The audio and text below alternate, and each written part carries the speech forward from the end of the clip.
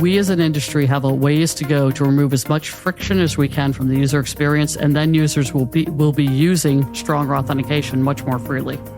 Hello, everyone, and welcome to the CyberWire's Hacking Humans podcast, where each week we look behind the social engineering scams, the phishing schemes, and criminal exploits that are making headlines and taking a heavy toll on organizations around the world. I'm Dave Bittner from the CyberWire, and joining me is Joe Kerrigan from the Johns Hopkins University Information Security Institute. Hello, Joe. Hi, Dave. Got some good stories to share this week. And later in the show, my conversation with Ann Johnson. She is a security executive at Microsoft, and she is also the host of the Afternoon Cyber Tea podcast. So who's got the advantage in cybersecurity, the attacker or the defender? Intelligent people differ on this, but the conventional wisdom is that the advantage goes to the attacker. But why is this? Stay with us and we'll have some insights from our sponsor, KnowBe4, that put it into perspective. All right, Joe, before we dig into our stories this week, we've got some follow-up here, a couple items. Why don't you start us off here? So Michael sent us this clip by Duval Guillaume. The clip is old, but it's from 2012, but it's a really good clip. Yeah. So we're going to put a link in the show notes. It's on YouTube, but I'll give you a description of it, right? It's this yurt, right, which is like a Mongolian tent. Right, a fancy tent. Right, Yeah. nice big tent. Yeah. And they seek out these volunteers to come in and get a psychic reading from this guy, Dave. Okay. Right? And Dave starts jumping around, and Dave's got long hair, and he's wearing all white, and he looks the part of some kind of... Like a mystic. Yeah. Exactly. Okay. And he starts telling people everything about their lives, right? Oh. Like things like, last month you spent 3,000 euro, or not 3,000, good God, die from that, 300 euros on alcohol. Right, okay. Right? And the people are like, this is amazing. How do you know this? Yeah. But he keeps doing all these like psychic predictions.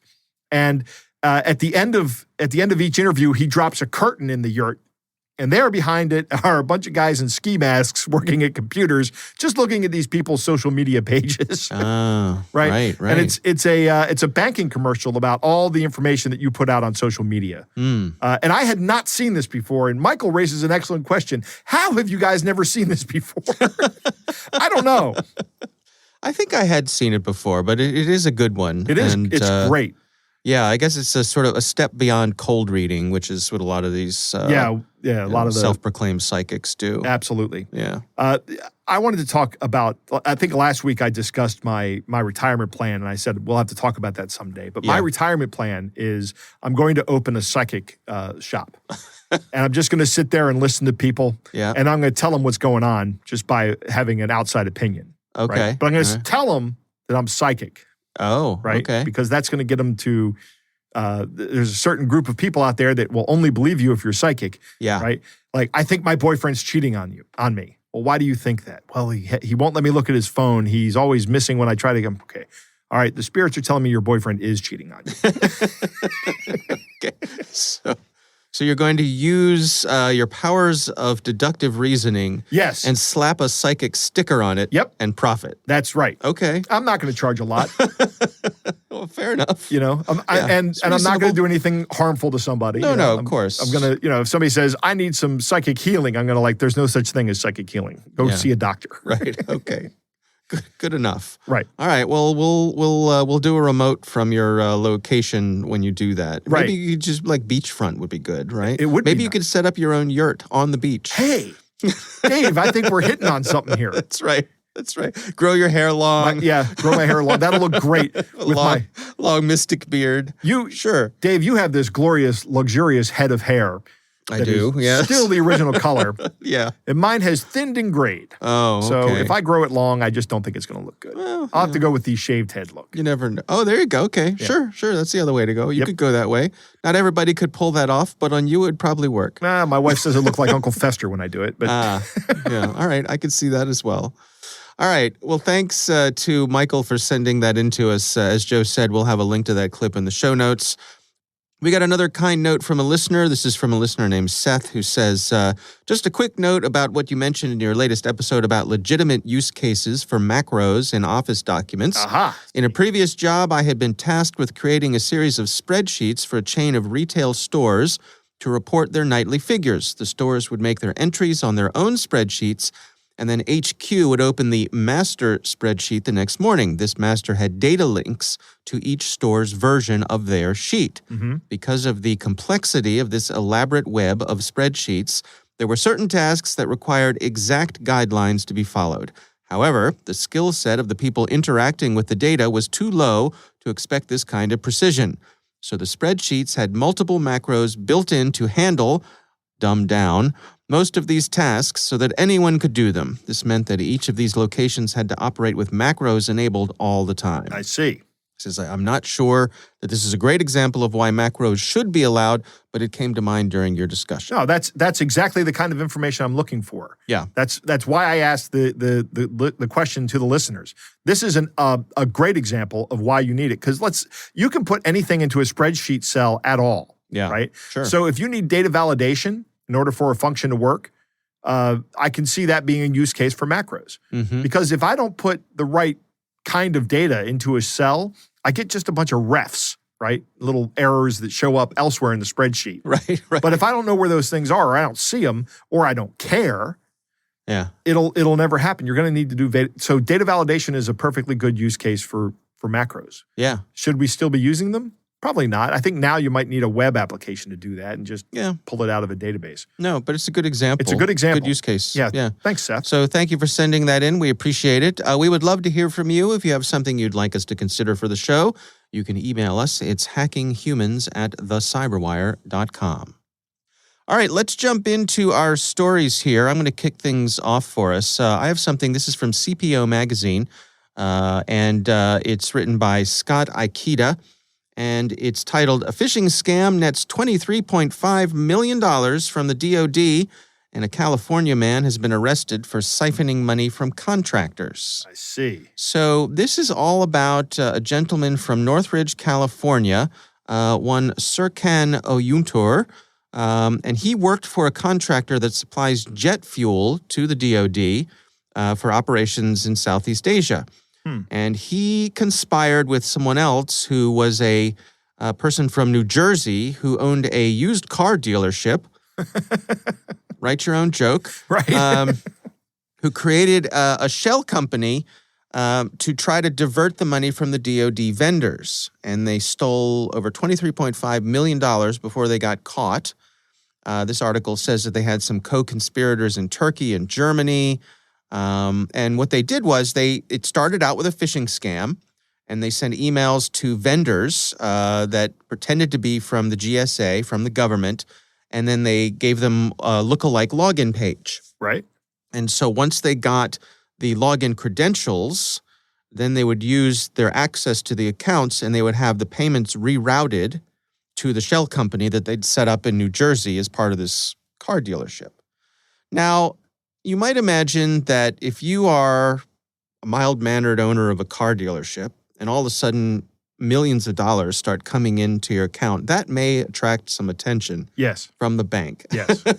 And indeed, it did. I would be concerned about that exact issue. Right. So they tried to transfer the proceeds to a bank account for the used car dealership, and they made up some fake papers that indicated that the auto dealership had been awarded a DoD contract, as used car dealerships often do. Right. But someone, the hero of this story is someone at the bank who just sensed something was up, something was not right.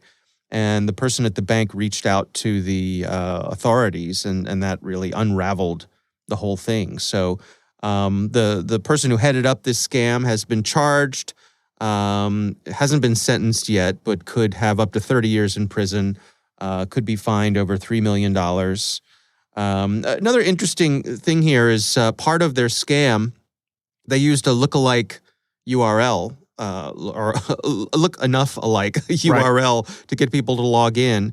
The official website is dla.mil. So .mil is a military domain. And the one they created was dia-mil.com. So close enough that on first glance, people would look at it and they'd go, oh, it's the DIA. That's who I'm doing business with. There's mil in there, so it's the military. Nothing overtly suspicious about a .com, so maybe this is just how they're doing it. Who knows? Right. Maybe a third-party contractor is running the website, blah, blah, blah, blah, blah, right? It's all reasonable. Yeah, easy enough to overlook. And that was part of their scam as well. So lots of things to take home from this, Joe. What are your thoughts here? My first thought, Dave, is that we are missing out on an opportunity. Okay. I'm just kidding. Of course not. This is terrible. This is, I'm glad these guys got caught. Kudos to the guy at the bank for realizing something's not right here. Why did these guys try to get away with like $23 million? I mean, was that, how long were they doing this? Does the article say that?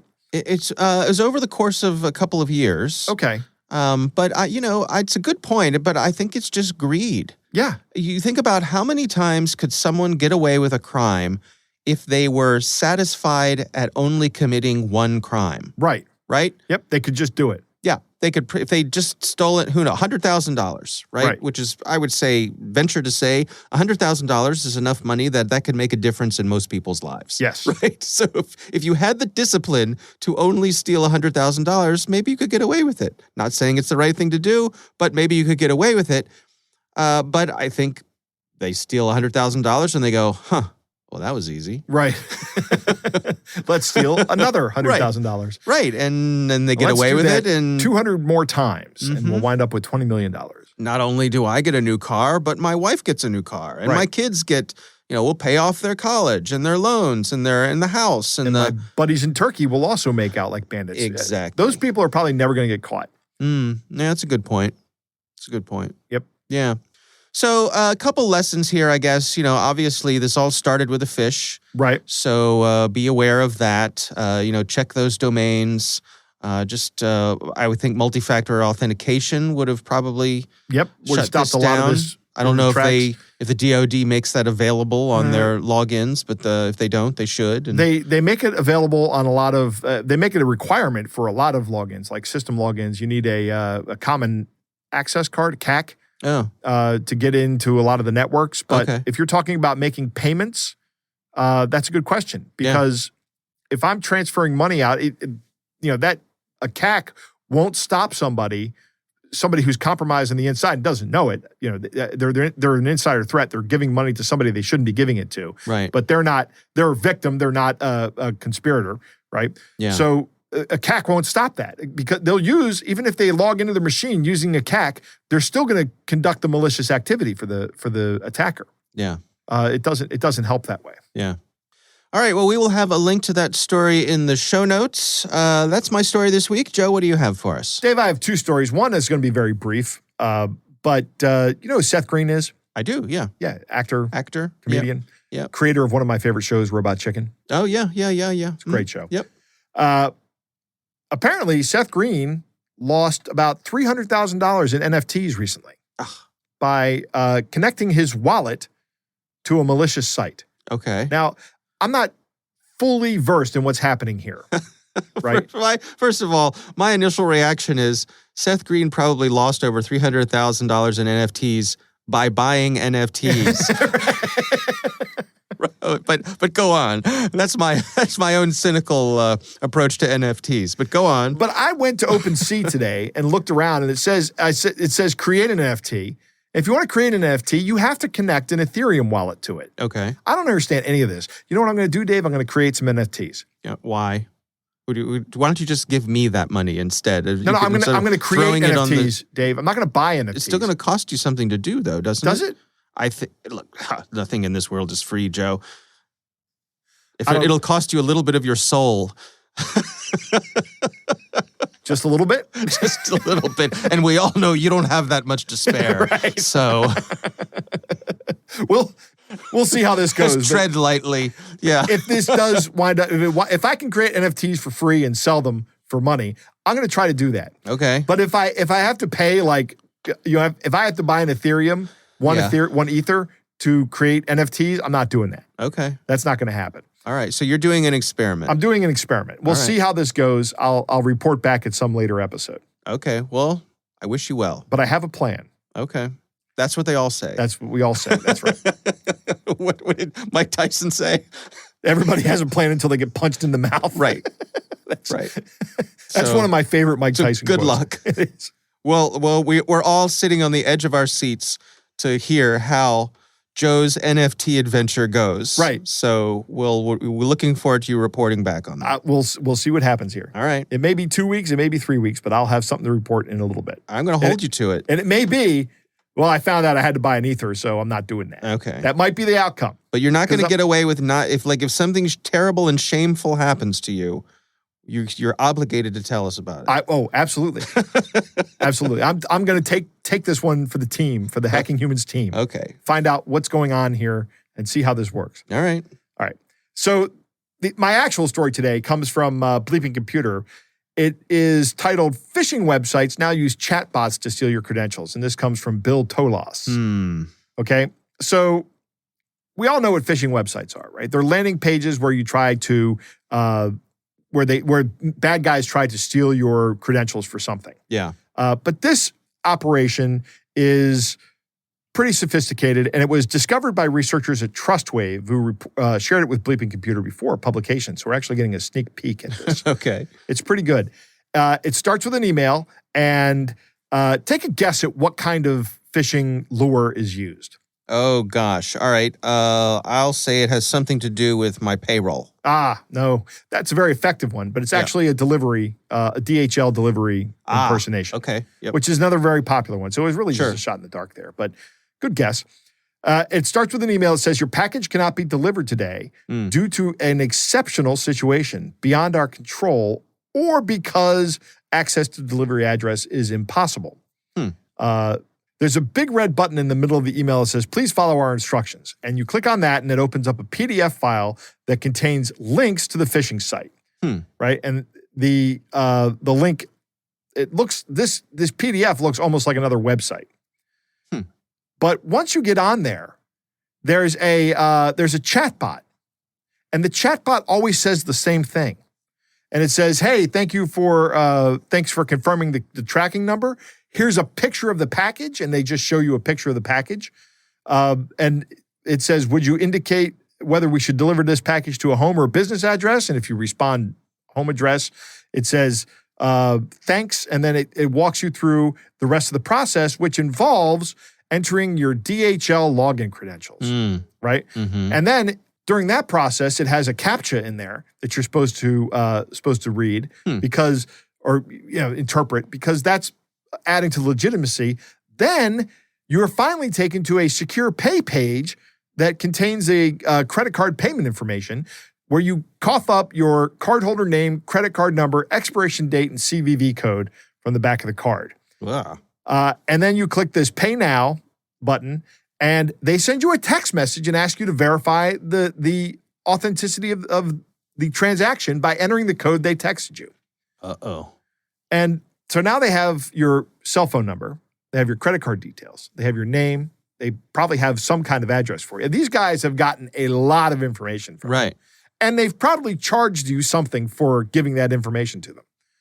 So just be aware of this campaign out there that's working like this. These chatbots look real. They are not real. It's all a phishing attempt, and they're it's just a phishing email and then a credential harvesting plus a credit card and identity theft ring. And this is a really powerful campaign that nets a lot of information for these bad guys.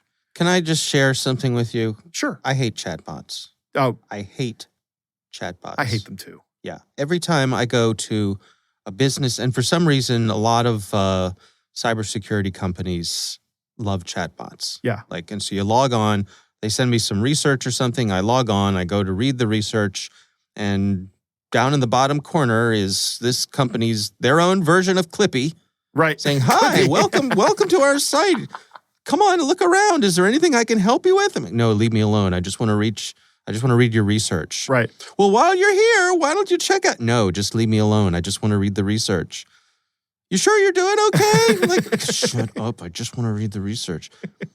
I guess there's data that shows that chatbots lead to better interaction or help people find the things that they want or whatever. But let me tell you, for me personally, chatbots are a real turnoff. I get the just don't impression like that them. there's some marketing guy out there that thinks, or some group of marketing people out there that think that chatbots are helpful in directing the website user to where you want them to be. I guess. They're, I always look at marketing people, and maybe I'm a little bit cynical here.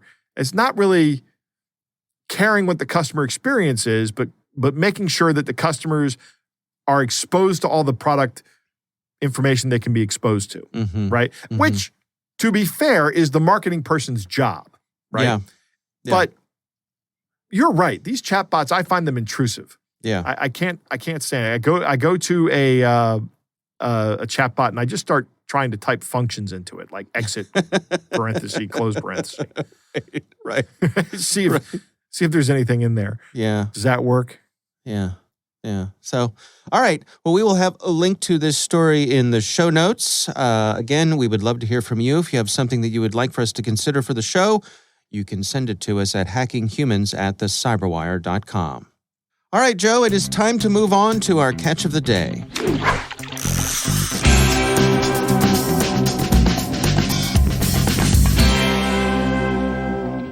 Dave, our catch of the day comes from Sadiq, who writes, I don't use Gmail or Google anymore, but I do check my old Gmail address in order to not miss anything.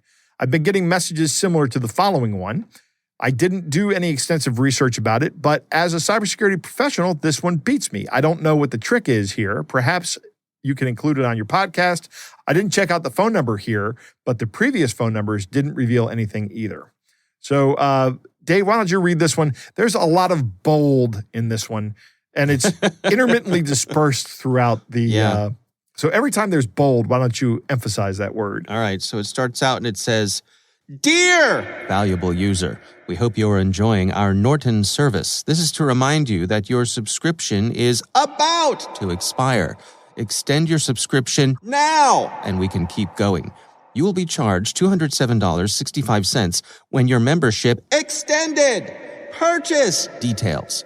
Order date, payment mode, ID number. If you have any questions about your subscription or would just like to contact us, there's a phone number. We'd love to hear from you. Regards, Norton Billing Support. So, Sadiq, how this works is if you call this number, you'll get somebody who, the idea is that you're going to try to cancel the transaction. Right. So the call to action here is holy crap, I'm about to be charged for something I didn't buy. Precisely. I better fix that. Yes. Yeah. So you call the number and they go, well, we may need to make sure that the software is not installed on your computer. Let's open up a virtual terminal. Here, go install this software and let me on your computer. That's the game. Right. And it's a bad game to play with these guys. Interesting. All right. Well, again, thank you to Sadiq for sending that in to us. We do appreciate you taking the time.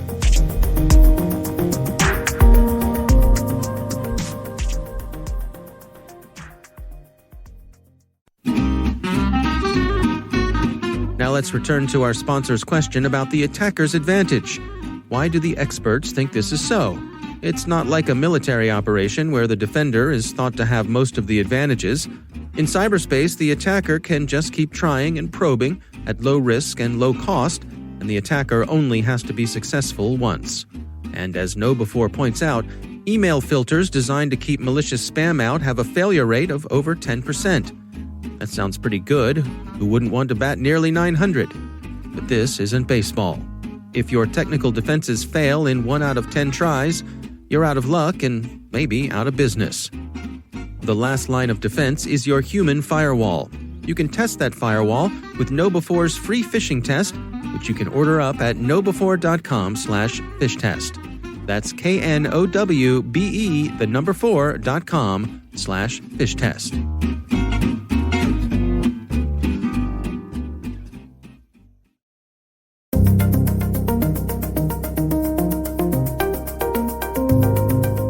Joe, I recently had the pleasure of speaking with Ann Johnson. She is a security executive at Microsoft. She is also host of the Afternoon Cyber Tea podcast, which is part of the CyberWire network. It is indeed. Always a pleasure when I get to chat with Ann. Here's my conversation with Ann Johnson.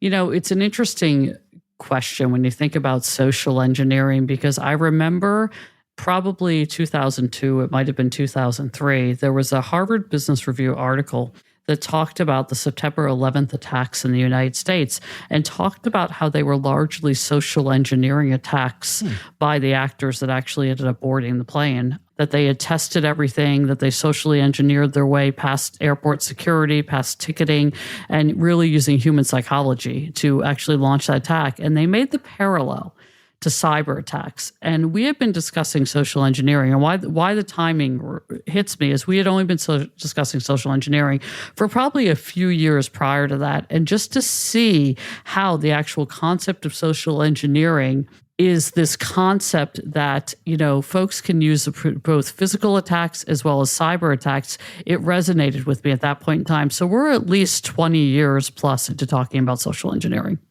Yeah, it's funny. I mean, I remember thinking back to my own early days, you know, back in the 80s, the 8-bit computer era, you know, with phone phreaks. And so much of the things that they were up to was social engineering to make your way across what was the global telephone network at the time, but calling up and pretending to be someone you weren't.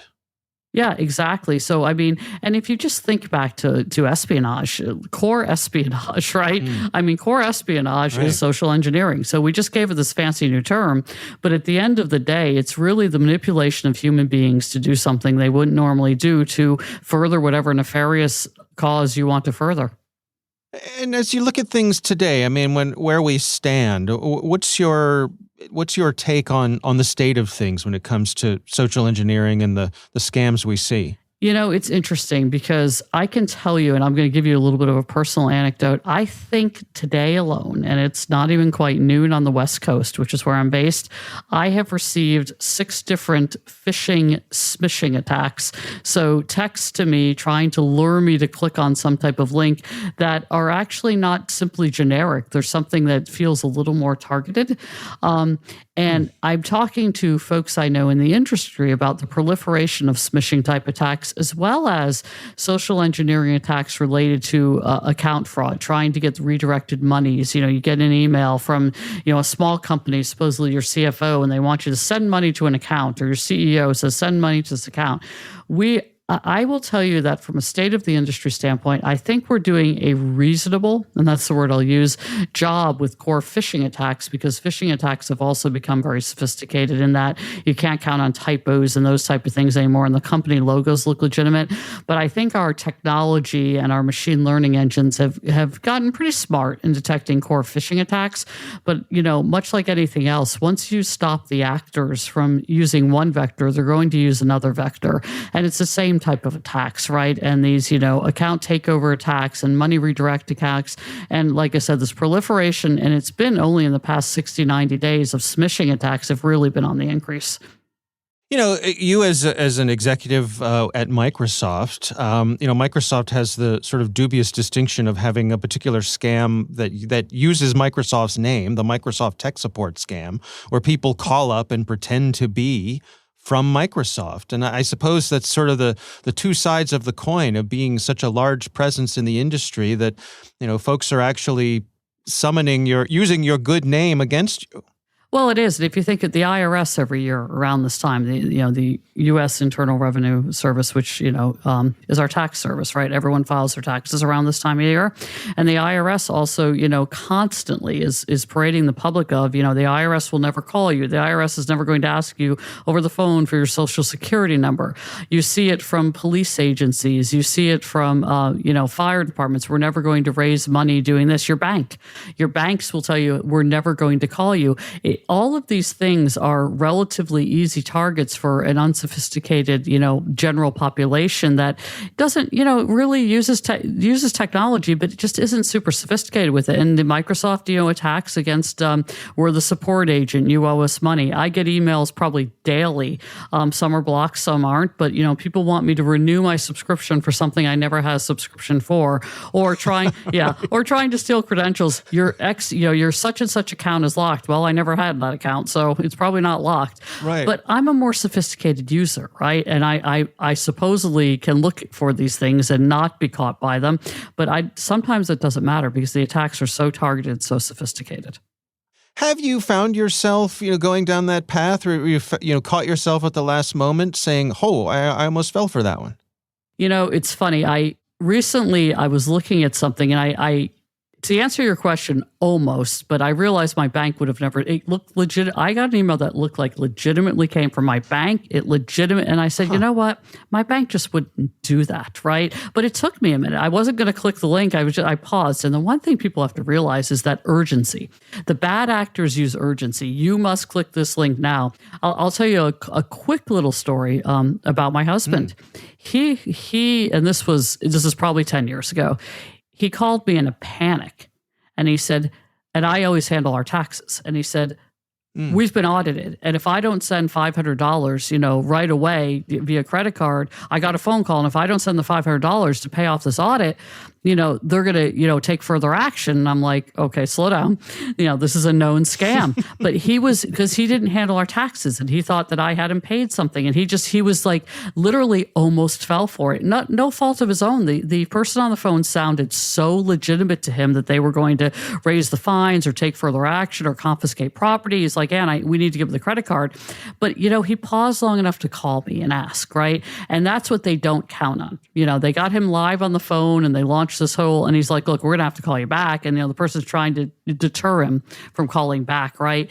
If someone is behaving like that, even if you're not technologically sophisticated, if someone's trying to pressure you in the moment to do something, trust your gut, trust your instincts, and pause. What I tell my family is, if you ever get a call from someone coming to the bank or the credit card company, say, be very polite and respectful. Say, okay, I'll call you back, and then call them back on the number that's either on the, a known number on the back of your credit card, or the bank's legitimate number from their website, and call back. I said, but don't ever take the inbound call and take action from an inbound call or an inbound email.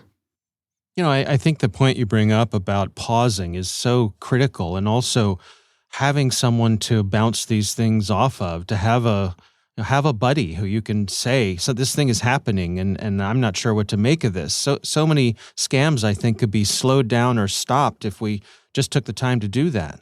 It's true. And we're getting to the point where, we're having digital natives, right, coming into the workforce. The younger millennials, the older Gen Z, they're digital natives. So they're going to be less susceptible to these things. But than a generation like, the boomers, or even the silent generation, right, that, have exited the workforce. I'm a solid member of Gen X. We started with technology, in high school, right? First computers. I'm with you. Yeah. I'm with you. Yeah. We started with computers in high school. So we're not digital natives, but we are a little more aware. But all that means is the actors are going to have to be more sophisticated, right? They're going to find different ways. They're not going away. They're not going out of business. They're going to find different ways to steal money from people, and they will continue to persist. And one of the things, we probably don't have time to do in depth here, but crypto is a big enabler of fraud, because once the transaction is done, it's theoretically untraceable and it's gone. And that, as you know, we've seen a huge increase in ransomware that's almost directly tied to crypto. We're going to, as more and more people start, developing crypto accounts and starting to put their funds in those types of things, we're going to see more and more attacks launched with NFTs and crypto, and just the theft of things that can be converted to money, right? Or converted to digital currency, at least. What do you suppose is on the horizon here? I mean, we have these efforts to go passwordless, things like that. Do you suppose they're going to gain traction? Yeah, absolutely. So we launched, as you know, our passwordless initiatives for our consumer accounts last fall. And we know that there is a need, but there's a tremendous amount of education that's still required.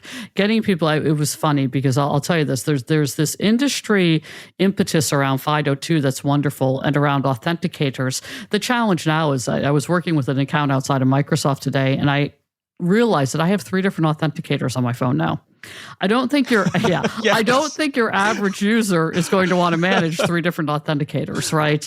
No. Yeah. So I think that we still have a need to drive simplification and standards in the industry and some type of methodology that people are comfortable and able. It's ease of use, right? Passwordless adoption is going to significantly increase when we have more ease of use for end users because, those of us who are, and you know this, I was at RSA for 14 years, so I can appreciate all kinds of 2FA, multi-factor auth, but I understand it super well. Even your average cybersecurity user isn't exactly an expert in, authentication methodology. And that's leading us to this place where we need to continue to be on a mission to be passwordless, but the adoption rates have to be driven by ease of use. And having 3 authenticators is a suboptimal experience. Yeah, I believe I have been in that boat where I've said to myself, which authenticator did I use for this account? And I'd find myself banging my head against the desk sometimes. I think even I like yourself, I consider myself on the sophisticated side of the user spectrum. I would put you above me, certainly. But I think what's interesting is that even at that level, when the stuff doesn't work, it is so frustrating when it is a roadblock getting in your way of just wanting to do the things you want to do on your devices. And, the trust is so easily given up when you run into one of those frustrating situations. Yeah, so I'll tell you something funny. My husband knows I pick on him every once in a while about security. He's retired now, but he was a tech guy, but not a security person. He was really super frustrated with a particular app, and I'm not going to name the vendor that he had on his phone, where I had insisted he enabled strong authentication to the app. So, he enabled strong authentication to the app, but then he also had to re-authenticate at the time of transaction. And that friction for him, I said, yes, but all you have to do, and this was a time when we were still using our thumbs on our phone more than our faces. I said, yeah, but all you have to do is put your thumb on the home button one more time. This is like, right. But even for him, this, somebody who'd been in tech his whole career, that was too much friction. He was really angry that I'd made him set it up like that. And he's like, I just can't believe you did this. And I said, well, you want to authenticate again at the time of transaction for this app that could be a larger transaction. Again, we as an industry have a ways to go to remove as much friction as we can from the user experience, and then users will be using stronger authentication much more freely. What role do you suppose, the leading organizations, the Microsofts of the world, have to play in this? Is this a situation where Microsoft can say, hey, we're doing away with passwords, so, you got to get on the boat here? So we've done so much. So our first approach is obviously to work with all the third parties that support FIDO2. We have the Microsoft, Authenticator that we have put out. We have Windows Hello for Business that you can use, facial recognition as an example. And we're working with all of the different FIDO2 vendors like YubiKeys if someone wants to carry a key, right? We want to we've built technology into our Azure Active Directory to support passwordless configuration. So you can choose what type of passwordless methodology or what type of passwordless authenticator you want to use. That's the first step, right? Is making it really pervasive and adopting as many industry standards as we can so that the people who are building applications can build to it. The second step is doing things like enabling it in our consumer accounts. Now you can choose to be passwordless on your consumer account and just use your authenticator or use whatever experience it is that you choose to use. Because again, we've built those integrations in Azure Active Directory. The third step, Dave, is what you said, saying now we're only passwordless. We're not there yet because we still need to remove some friction from the industry. But step one is making the experience better by having a lot of alternatives and adopting user standards. Step two is then adopting it ourselves within both our work and our consumer accounts. Step three will come to the point where we say, okay, your only option is passwordless. We're not quite there yet. Are you optimistic that we can get there, that this is going to be something in the future we'll look back on and look at those days and say, how did we ever stand for that? I want to be optimistic. Let me tell you, as someone who's started her career in strong authentication, and we only saw a significant improvement in even enterprise users using it during COVID because they were required to, because they were working from home so much. But we still haven't, all these years later, haven't really come to the place where there's this massive acceleration. I believe that we will get there because it will be easier, especially from a consumer experience. You use strong authentication every day on your consumer device. You don't even know it if you have a smartphone, right? If we can just talk about it in those terms and make it consumable and make it accessible for people, then we will get there. But it's been a slow ramp so far. So I'm just remaining optimistic that at some point in time, we'll finally cross the chasm and be there and have much, greater than 60, 70% adoption.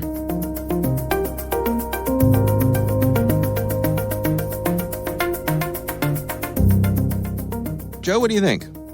Social engineering has been around forever. That's one of the early points is Anne talks about how it started becoming something that we've looked into since the early 2000s. And from a cybersecurity industry standpoint, that's probably correct. Yeah. But this is nothing new.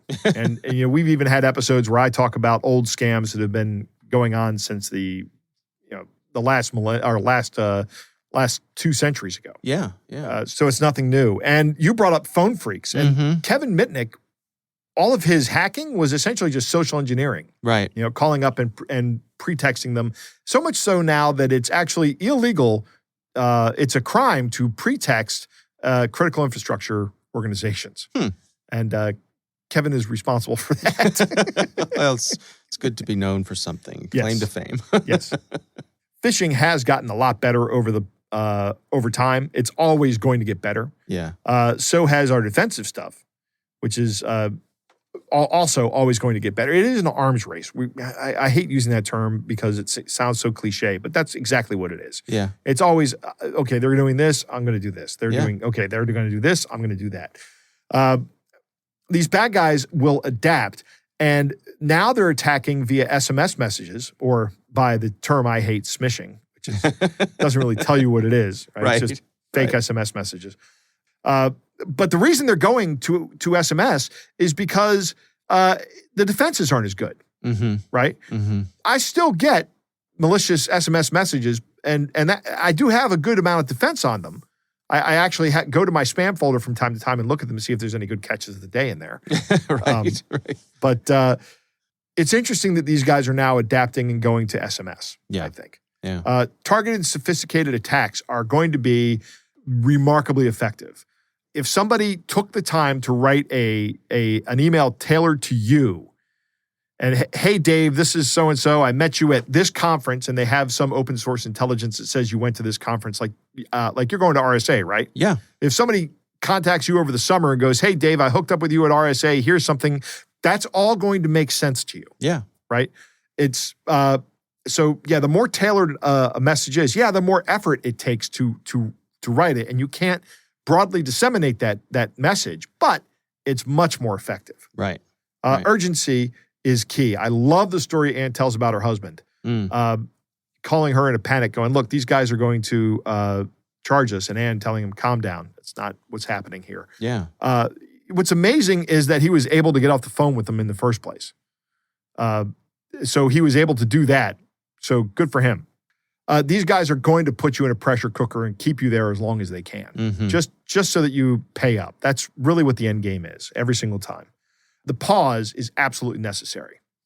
Even if you're on the phone with the actual IRS because you've called them or something, you can always say, all right, let me go talk to my accountant or my wife, and I'll get back to you.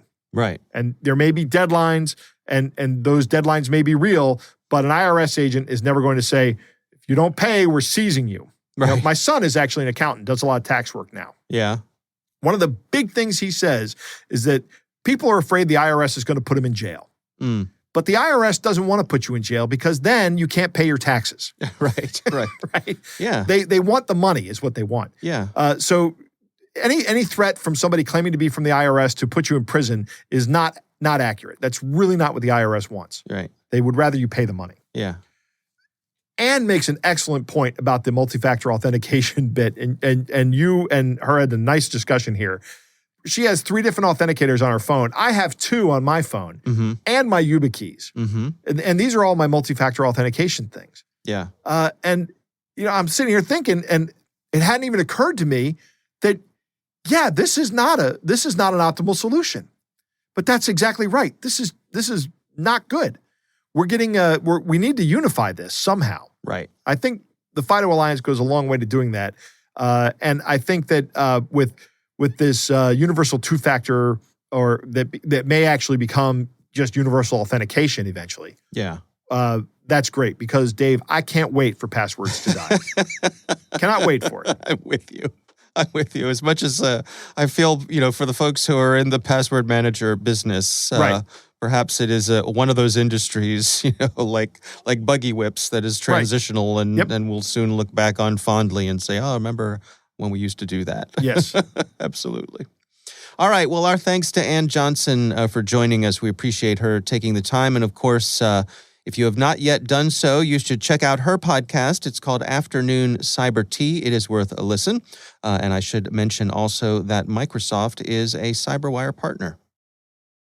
And we want to thank our sponsors, KnowBe4. They are the social engineering experts and the pioneers of new school security awareness training. Be sure to take advantage of their free phishing test, which you can find at knowbe4.com/fishtest. Think of KnowBe4 for your security training.